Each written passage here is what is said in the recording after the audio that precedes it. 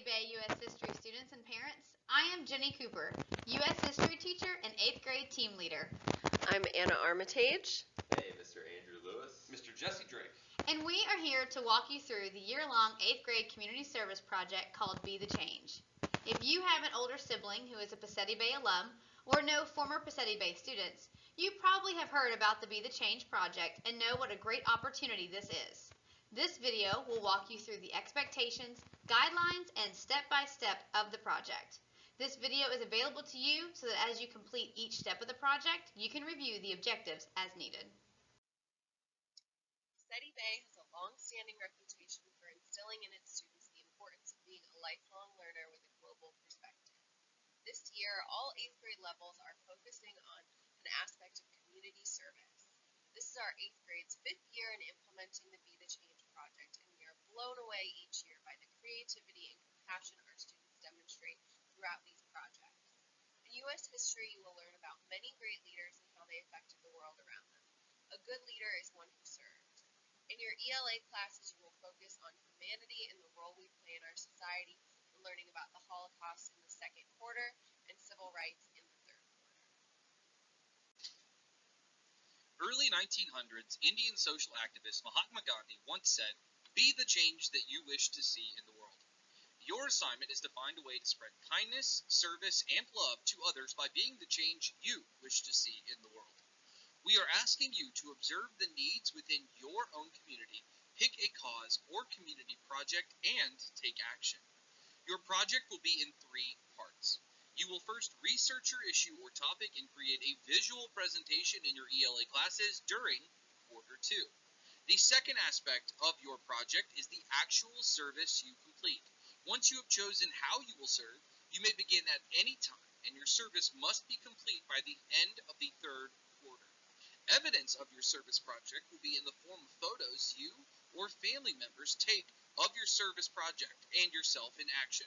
So be sure to bring a phone or camera with you whenever you serve. And the third and final piece of the project is a written reflection on your research and service that you will submit to your history teacher at the end of quarter 3.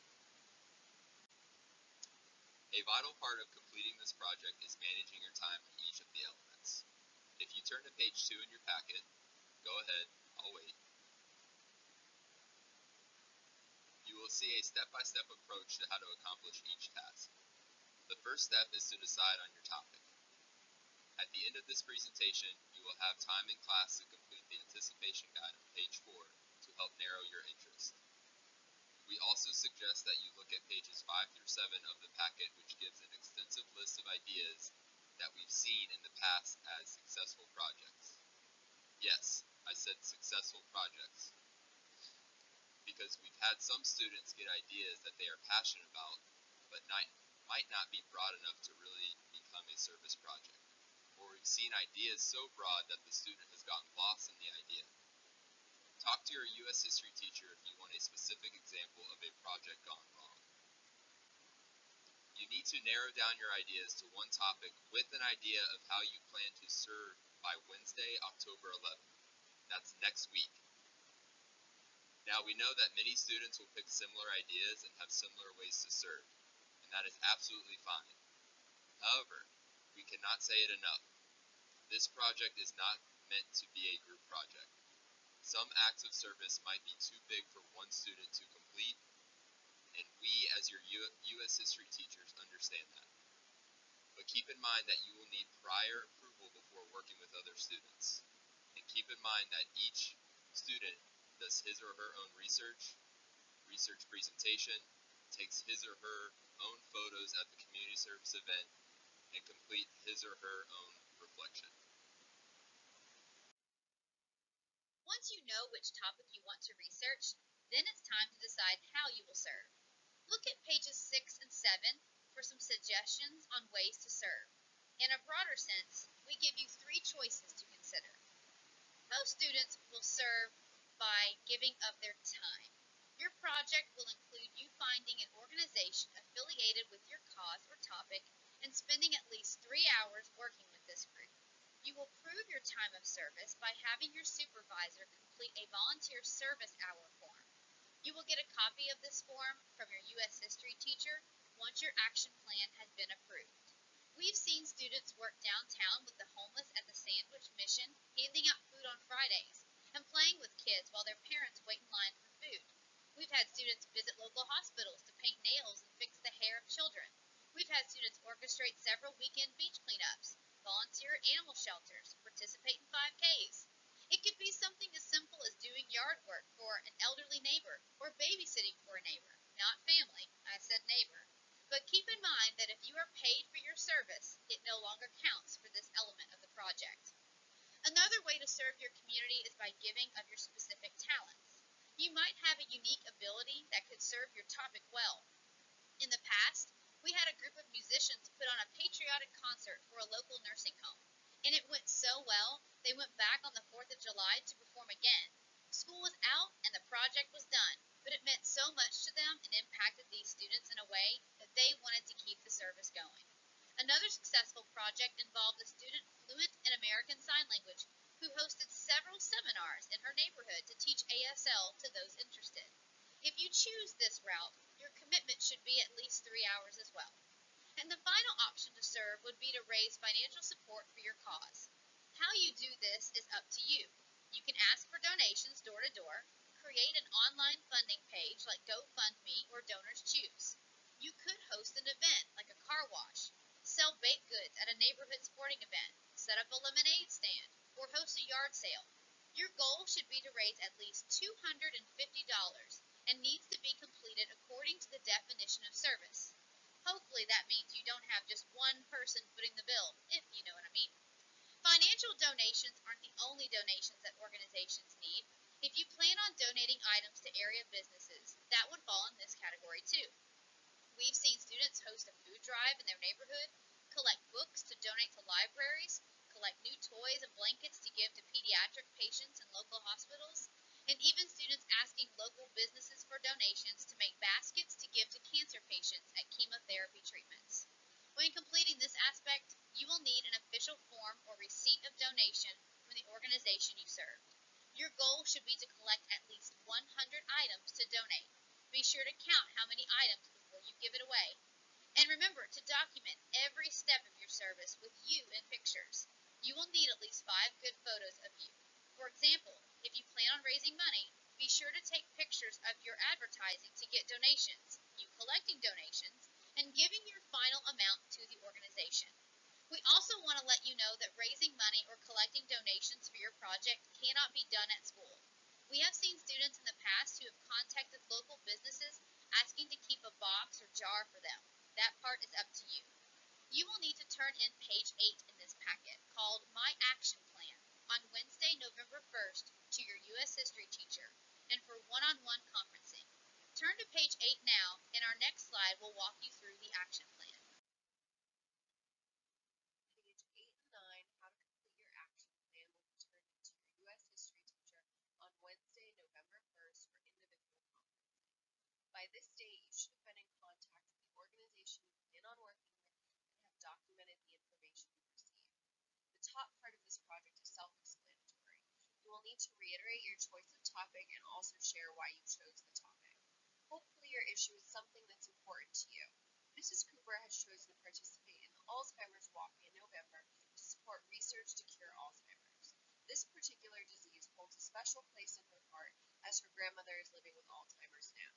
She and her family are walking and raising $500 in honor of her Mimi Jean. In the blank that says, I will exclude from my issue, which is sometimes confused or included with my chosen topic, is in reference to getting rid of anything that can confuse your topic. Make sure you're staying on your focus. The next section is of most importance. Here you will officially decide if you're going to volunteer, raise money, or use your special talents to be the change. Be sure to mark one of these boxes and include your talent if you mark the last box. The next set of boxes asks you to narrow your focus to local, national, or global. Before you mark this question, be sure you've at least Googled to see where your organization ranks. For example, marking UNICEF as a local organization is a wrong choice, while marking St. Augustine Animal Shelter as a global organization is also wrong. Know your stuff before you fill this out. In any box you mark, be sure to write down the full name of the organization you plan to help. In other words, if you choose UNICEF, you need to know what UNICEF stands for. Finally, it's time to reach out. The bottom of page 8 and top of page 9 are guides to help you focus your intentions. Be sure to include the day you contacted them and circle either email, phone, or in person at the top of the box on page 8. Then, the bottom table on page 8 might need a little online research. Be sure to complete as much of it as you can. When contacting your source, know that what you say and specifically ask how you can help is very important.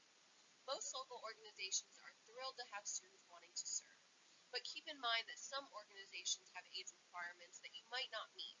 Therefore, it would be beneficial to check out the organization's website first before wasting time on a phone call or an in-person visit. In particular, we know that many animal shelters in the area require students to be at least 16 to volunteer. We've also had students who want to volunteer at special needs facilities that have similar restrictions.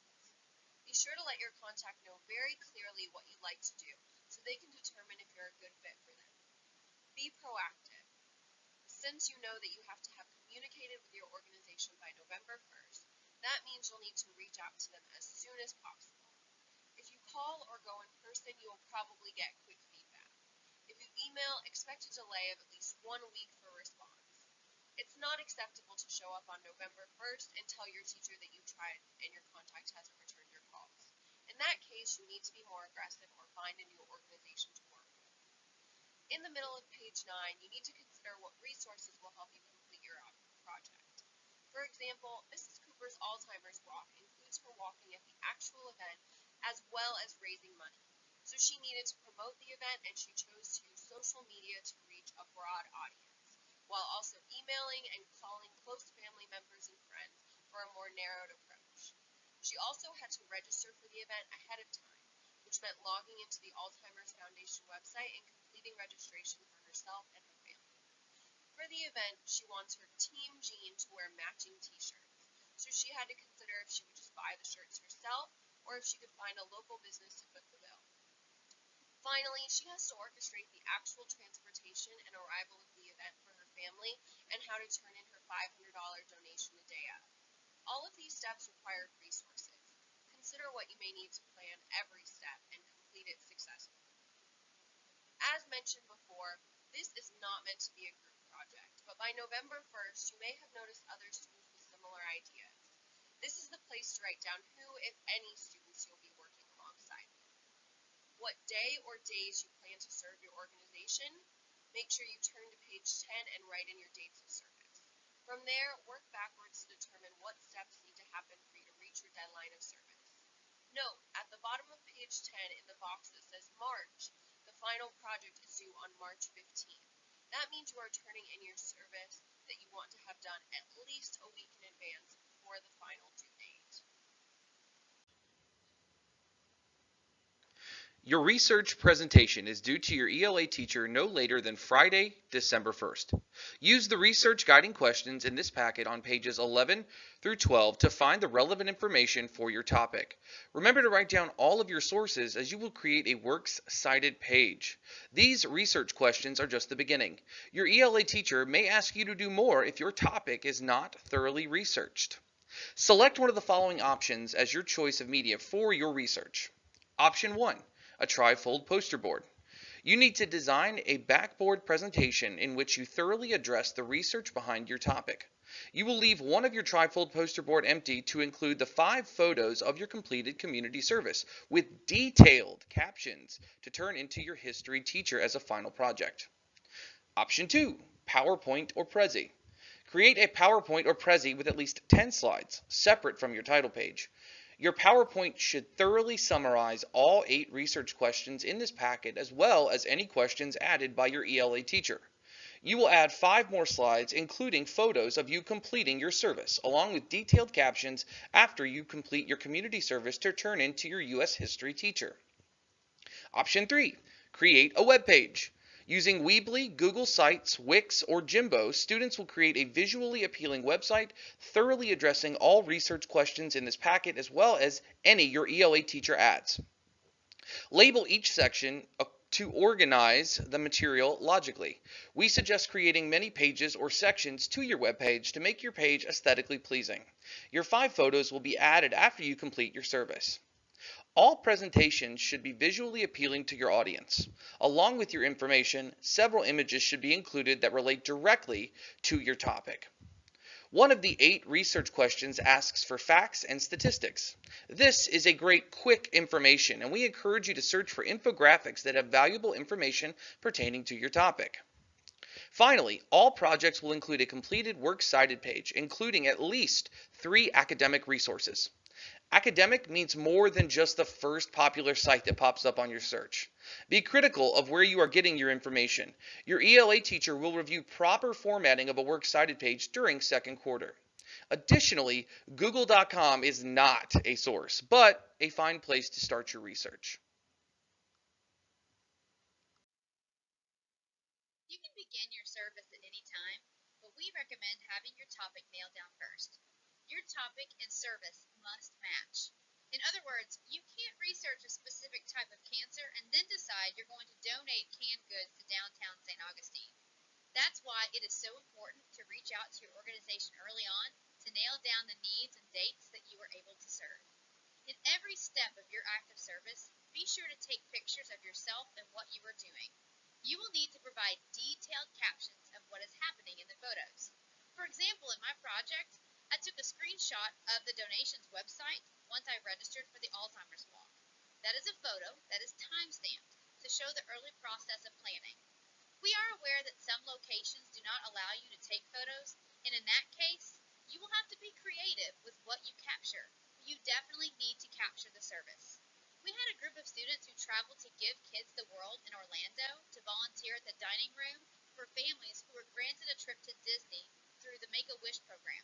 Obviously, something so sensitive as terminal illnesses should not be captured on photo without approval, but the photos the students were able to share of them completing the service, and more importantly, the captions they provided, shared the heart and the impact this active service had on the students. As you take pictures, write your captions so that you don't forget what you were doing or how you felt in the moment. The finalize your presentation part of this step is a throwback to step 3. The research presentation you did in ELA is 3/4 of the way complete. Now all you need is to add 5 or more photos of your community service. You will turn in the PowerPoint or Prezi, the trifold poster board, or the web page for a second time to your U.S. history teacher to view the collective work. You've already been graded on the research. This is just a chance for your history teacher to see the project as a whole and grade you on the images and detailed captions of the active service. And that just doesn't give it justice without seeing all elements from what you did in language arts. So don't throw anything away or delete it after you get your grade from ELA in quarter 2. You aren't done yet. Now that you've done your project, it's time to reflect on it. The final piece is due March 15th, the same day as your final research presentation. Make sure you leave yourself time to complete it, but we suggest knocking this out as soon as you finish your active service so it's still fresh in your mind. If you need to access computers at school, look for pause sessions during quarter 3 to give you time to work. And of course, just ask your history teacher for time before or after school if you need it. Due March 15th. Write a 3-paragraph reflection on your experience during the project. It should be typed, 12-point font, double-spaced, regular margins, and 3 separate paragraphs that address the questions found on page 3 in your packet.